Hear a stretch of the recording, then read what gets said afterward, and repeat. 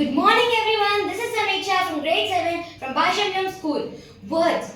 Words are powerful. They are not weighted, yet they can crush people's hearts. They do not have wings, yet they can take people to great heights. So today, I have come up with a story relating to the power of words. Once there lived a boy named Kabir who was studying in grade 7. He was popular, bright and always surrounded by friends. But Kabir had a problem.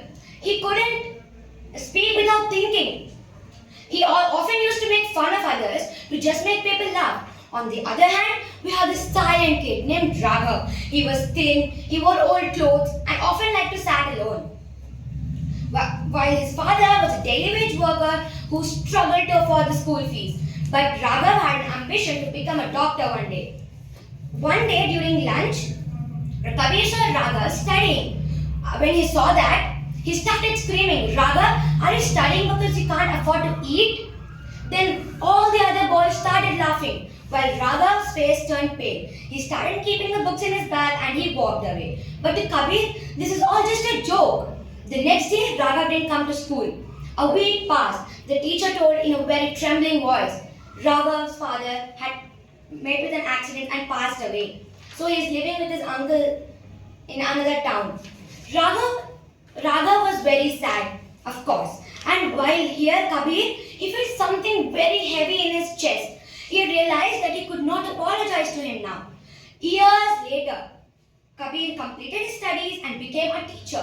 But he never forgot about Raghav. After completing one of his classes, he heard someone calling his name. When he turned back, he saw a man with a white coat, a doctor coat.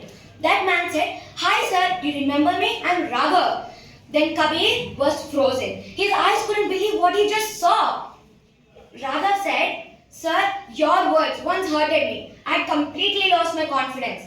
But later I realized that I had to be better than what the people said." Then Kabir whispered, "I'm so sorry Raghav, I shouldn't have done it like that." Then Raghav said, "It's okay sir, I have learned a very important lesson. Words are like arrows. When you shoot an arrow, it hits them in the heart. And when you try to take them out, they still leave a scar." That night, Kabir couldn't sleep at all. He only thought about the power of words.